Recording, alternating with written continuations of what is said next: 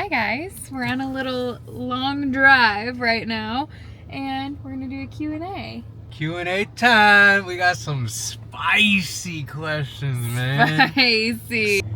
I don't know if anyone even reads descriptions, and this was so dumb of me to put in the description of the last video, but I said this video was gonna be a Q&A in the description, but I think only one person read it because I only got one question. But I did a little question box on Instagram, and then I'm gonna do a Q&A on my YouTube channel as well because we got so many good questions. So we're gonna use some of those for this one as well. A lot of them have to do with pregnancy, preparing for pregnancy, a couple house questions thrown in there. So let's just jump into it. When do y'all think your house will be move-in ready? 12 months. 12 months on the longer side of things. And I think in walking into this, we both kind of wanted to we were just looking at it that way because there's nothing worse than like setting the expectation in your mind of something being sooner than what it really is, because then as that time starts to creep up, you're like getting all antsy and anxious about it and pissed off. So I would say 12 months on the long end. Maybe like 8 or 9 months on the short end. Yeah, eight months on the shorter end. So anywhere from 8 to 13 months, I would say. But we're kind of like, okay, we want everything to be done correctly. And the thing is that there's quite literally no way that the house is going to be done by the time we have the baby, which was a lot of other people's question as well. And so it's kind of like, you know, what's the rush? Like, we need it to be done correctly. Let's get this project done rather than try to like cram it and be in as soon as possible and then be moving with a newborn. Right, exactly. And on top of that, like, you can't rush it. You can't rush it, and it's not something that, you know, like Sid was just saying, like, we want to be rushed. Like, I don't want a contractor going in there, like, you know, a GC doing like a flip, getting subs in there and like, hey, you're on a timeline, like, you need to be done with this by today, and then they complete it that day, but now it's shitty work. Like, I'd rather it be done correctly, you know, the first time, rather than rushing through it and just trying to get And there's so many things that I've learned, and Jay does, I'd say 99% of the house stuff when it comes to like the back end stuff. Like, that's kind of your bread and butter. But there, like, I never knew you had to do all these like surveys, and then you've got to get all the permits, and just there's all sorts of stuff. So there's like soil samples. Like, what the surveyor has to stake everything out. You gotta, you know, get utilities done. Like, there's a lot that goes into it. You don't just get in there, tear stuff apart, and get it. I mean, you could with a normal survey, but because we're adding on an addition, or a normal renovation, but because we're adding an addition, like there's more steps that have to be taken. Okay, why did you say Jay knew in the video finding out? Oh, that's good. That's a story. I'll give a little bit of it. So should I give like the whole backstory of like how we were at church the week before, or everything, how I went out of town? How about you say that part, honestly? So a really good friend of mine, he got into a car accident, pretty bad. So the next day, it was a Saturday, I drove over to my hometown to visit him in the hospital. I got back that same night. I drove over Friday, got back Saturday. Saturday night, I get home, and it's around the time that, you know, we should be having the conversations. Okay, like, how are you feeling, or do you think your period's coming, things like that. And interrupt me if I'm you're right, if I miss anything. But Sid was like, yeah, you know, I just don't think it's this month. Like, she was just like very dead set on like just not thinking that it was happening. So that kind of caused both of us to, like, you know, we had been trying, we had gone through the loss, like it's a process to, you know, get her body back to the point of being able to, you know, have everything going normal again. it was just very like, it was very crushing because we really had thought it was going to be that month, and I was supposed to go on a bachelor trip the following month. So it was like very much so like, okay, now every month after this, like one of us has something going on. So it would just be really hard to kind of time up her ovulation time. Mm-hmm. So we were at church the next day on Sunday, and, you know, I personally felt like I was there, but like I wasn't there, if that makes sense. And then I was sobbing. I literally could not hold it together in church. Yeah, she was crying. Like, it was just like a really like, not, you know, like poor pitiful me, but like, okay, you know, like, wow, it's just one of those moments of us going through it, you know, once again. Is that when you wrote Baby King on the wall? Yeah, and in church, actually, what they had us do is go up and write on the walls about people that, you know, we wanted prayer for, but also just, you know, things and people that were on our heart. And I wrote on there, future baby king. Yeah. I wrote on the wall, future baby king. So then the next couple days go by, Monday, Tuesday, I'm checking in with Sid. How are you feeling? She's like, I feel great. Like, every female on here, you know, when your period's about to start, you kind of like, you can tell. And I kept checking in, like trying to see if she was going to say, yeah, you know, I'm getting cramps, or like I'm feeling this, and she wasn't. Yeah. So to me, I was just trying to keep positive and stay positive in this whole like situation. So I kept saying, hey, God's got the final word. Like, right. We don't know. God's got this. Like. And you kept saying, I truly feel like it's this cycle. Yeah. Like. And I can't, like, something, I just had a feeling. And like, it was a complete 180 of like how I felt on Saturday coming home, and on Sunday morning sitting in church. Like, I had just completely flipped my mood. Like, I was just so positive and so like almost like knowing like, hey, this is the month, like this is our month. So then days and days kept going on, and like no period. Yeah. So then Gretchen was in town. I'll take over this a little bit. So all during that time, the reason I was so like gung-ho on the fact that it was not that month was because I am like a serious note taker. And so in my last, like when I was pregnant last time before the pregnancy loss, I had taken notes of like every symptom. I had taken notes of what my Oura ring was saying, and like my Oura ring had detected, I think it was only like a couple days post ovulation, that like major signs were detected, and it also was like something's going on. And then I was having really vivid dreams last time, so like in my mind I just was expecting to like have similar things happen. Right. I didn't see that this time, and so I was like, huh, that's strange. Like, I was sleeping pretty normal. I didn't feel like anything was too crazy. But Jay kept saying, you know, I like really truly think that it's this month. And then I had we had Gretchen coming into town, and I was going to pick her up from the airport, and I was just going into our gym prior, and I was going to get a workout in. I never really work out in the afternoon. It was like 2 o'clock maybe. And I remember feeling like I could literally lay down in the gym floor, or on the gym floor, and take a nap, which is so not like me at all whatsoever. Like, I just had a wave of exhaustion come over me where I thought, and now I'm very used to that feeling, but I was like, what in the actual world? So that kind of had my mind going. Remember, I texted you, and you were like, So anyways, I pick her up. I'm thinking like really nothing of it. The next morning, we went on a 5-mile run, and I kept thinking my heart rate is like quite high on my run, which is strange. I was feeling fine overall. My heart rate was pretty high. And then we back home, remember I had said, I was like, I truly think that I'm pregnant. Like, I just had that feeling. And I was like, but it's still too early to test. Like, it really is. And you were like, well, I'm going to Publix right now to get a rotisserie chicken. So then Jay ran up to Publix, and he's like, we basically were like, if it's negative, like Jay was saying, like, we'll take it in a couple days, but let's just see.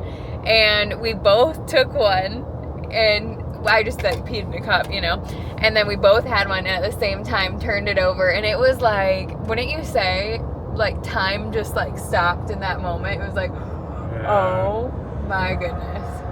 Yeah, it was It's kind of hard. I don't know. It's hard to put into words. Yeah. It was just like, of course, like I doubted. There was like some moments in there that I doubted, like, oh my goodness, like another month not successful. Like, Yeah. what the heck, like. But it was just like the biggest relief. It almost felt like a weight, you know, lifted off your shoulder. Like walking through those months, just, you know, being strong with it, trying to, you know, like act like nothing's wrong, you know, stay positive and stuff. And Yeah. it felt crushing. And then to like have, you know, that positive outcome, like it was just super duper, like it was just a emotion and just feeling that like I can't even really put into words. Well, and I remember like every month I feel like my patience was wearing thinner and thinner. Like you did a really good job at kind of grounding us, because I personally like had my hopes up that it was going to happen so quickly after, and you kept reminding me like your body is having to really recover from that and then get back to where it needs to be, and like it's going to take time. But yeah, it really was the best. When I learned of the process of what happens after a loss, like I personally kind of had in my head like minimal like 4 to 5 months. Like I honestly thought it was going to take a little longer. Well, it did take 4 months. Yeah, a little over. But yeah, I kind of like had it in my head from that point, like, okay, yeah, this is going to be a process. Like we've just got to be patient and stay faithful through this, you know, like be there for Sid as, you know, her body goes through this. And yeah, that was it. Yeah. I want to, we'll probably do questions on this on mine as well, because this we could literally talk about for so long. But next question is, do you think your diet changes helped with conception? Let's have you talk about that a little bit, because you did a really good job at also changing your diet. So short answer, yes. We both have always eaten like extremely clean. But as far as like my diet, I think that I give all the credit to Sid, because she's the one that did all the research. You know, she let me know like these foods help with, you know, sperm count, and like these foods help with this. And also she had me on supplements. What were they like? Yeah, so he was taking Primal Multi, Omegas, Complete Mineral Complex, CoQ10. I think that's what you were taking every day. Maybe there was one other one, but those were the main ones. Yeah, so I was doing that, you know, eating different foods. Like I think that was extremely helpful. I didn't change a ton, because I think that I already had a decent base to it, but I did add in those supplements, and I did add in other foods. Yeah, that was something that I had read a lot, because in Real Food for Fertility and then Real Food for Pregnancy, which I have read front to back of both of those, and every night I remember I'd be like, listen to this is so crazy. And like I would learn something new all the time. And 9 Months is Not Enough, those are all 3 really great books. And just to elaborate, so before I used to always like I've always been someone, I like to eat the same meals every single day. And I'm like now getting back to that. It's just like it's comfortable for me. It takes the thinking out of it.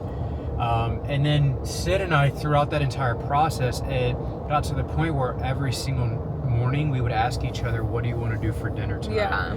So when I say that, like I added in all these different foods, like it was really, I was kind of eating the same thing that Sid was eating.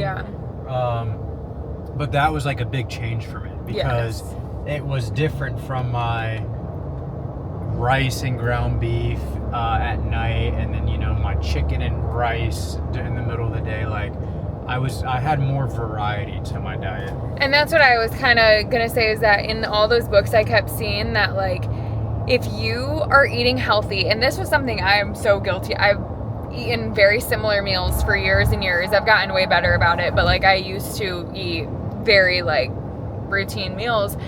You could be missing out on some serious nutrients. Even if you're eating healthy, you can be deficient in some things. Because I remember when I had gotten some maybe it was my gut health testing and like also my blood work done. I remember being like, wow, this is crazy that I'm like low in some of these vitamins and minerals because I feel like I eat so healthy.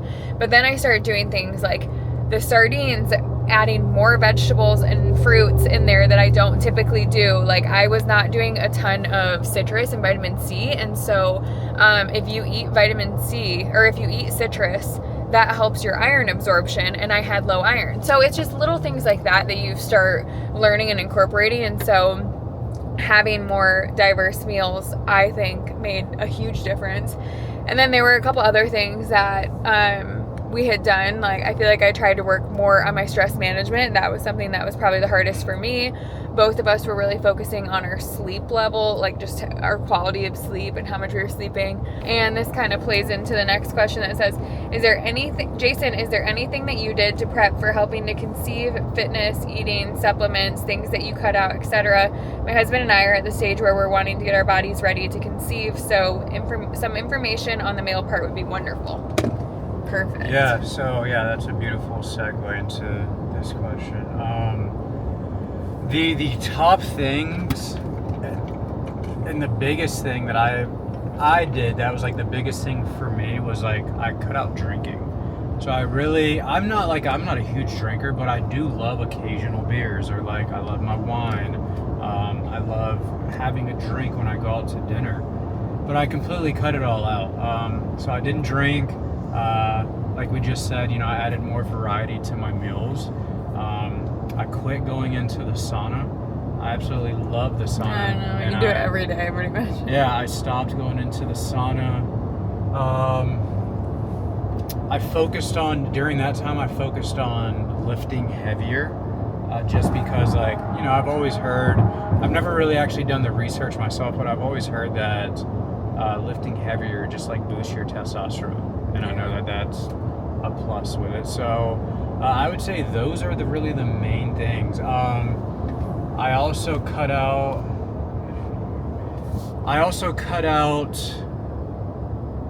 wearing certain clothing.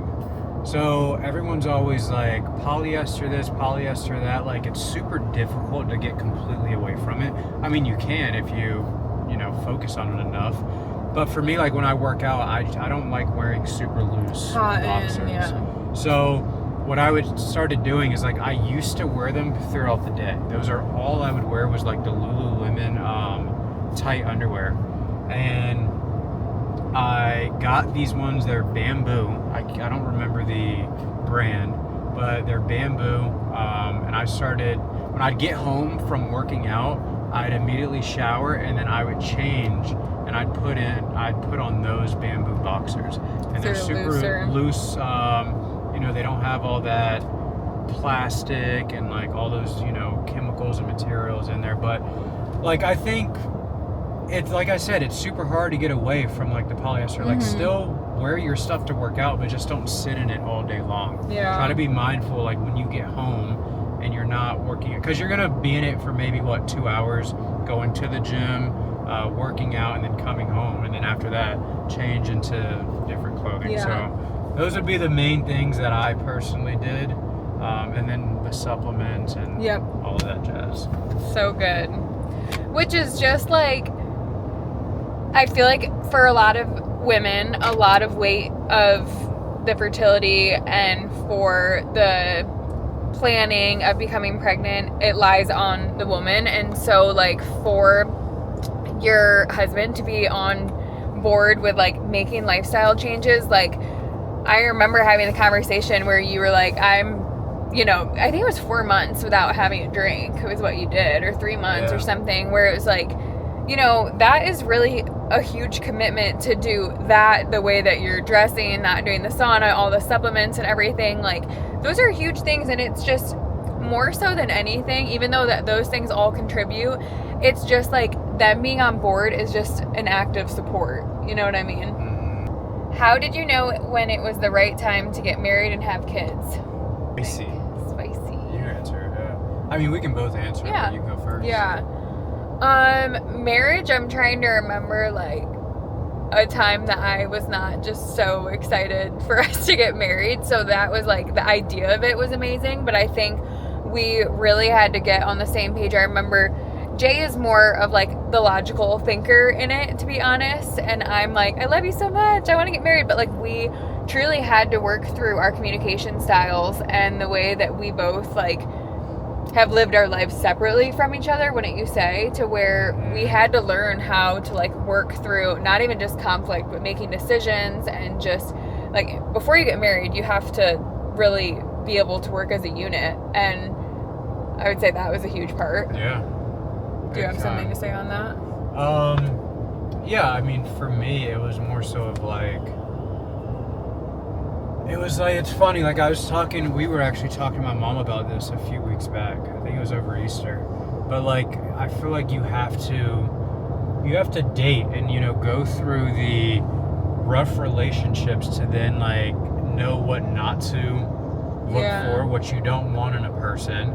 And then also like it teaches you, like you learn about yourself, like, okay, maybe I should handle that situation differently in my next, you know, relationship. But I think like once you get with someone and they kind of check all those boxes and like you understand like, okay, this person like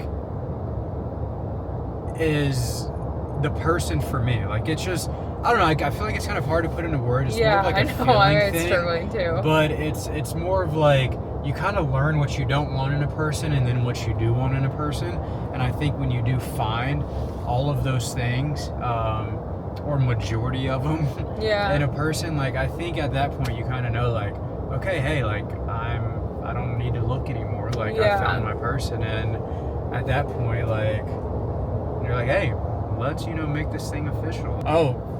For me personally, I felt like at that point in time of Sid's in our relationship, like it honestly felt like we were already married. I know. It felt like we were married, and it got kind of like weird, like saying my girlfriend. Yeah. Because it felt like my wife just felt so like, I wasn't saying it, but it felt like if I was to say it and introduce her as that, it would be totally normal. Yeah. So it was just all like a, you know, cluster of all that stuff. And I think like you said, it's kind of hard to put into words, but just over the years of like realizing that this person aligns with you in so many ways. It's like at the center of our at the center of our relationship, we both like put our faith and put our love for God, and then we also love health and fitness. Like we just aligned in so many different ways. And I also feel, and I'm sure you can attest to this as well, like in every prior relationship, it almost felt like it brought more stress and like hardships to life, rather than like as soon as we were together, it was like life just was easier and like it was more simple and everything just like made more sense together. Yeah, I agree. And that makes me think, I always see this saying on like social media, and it's like you want to be with someone that when life is bad, like y'all are good, but when life is good, y'all are good. Yeah. And just like with what we just went through, like it's a great example of the loss. Like, yes, the way that we leaned on each other and, you know, we grew together throughout that process. Like that is what you want in a marriage. Like that could have easily like torn some people apart. But for us, it was like we really leaned on one another. Like we loved each other. I love you more through that. Yeah, loved each other through it. And like we came out on the other end of it. And all glory to God, you know, with that. But I just think that also like attests, you know, it matters who you marry. Yeah. Because of when things do get rough and they get bad, like they're either gonna make things worse or, you know, they're gonna make them better. And how you treat one another. And obviously, like, we're still early on in marriage, of course, but you always hear people say, like, oh, marriage is hard, marriage is this. And it's like, at least in my perspective, like, certain situations in life are hard, and then the person that you marry, like you're saying, is like, they either make it harder or they make those hard situations so much more, I mean, doable to get through.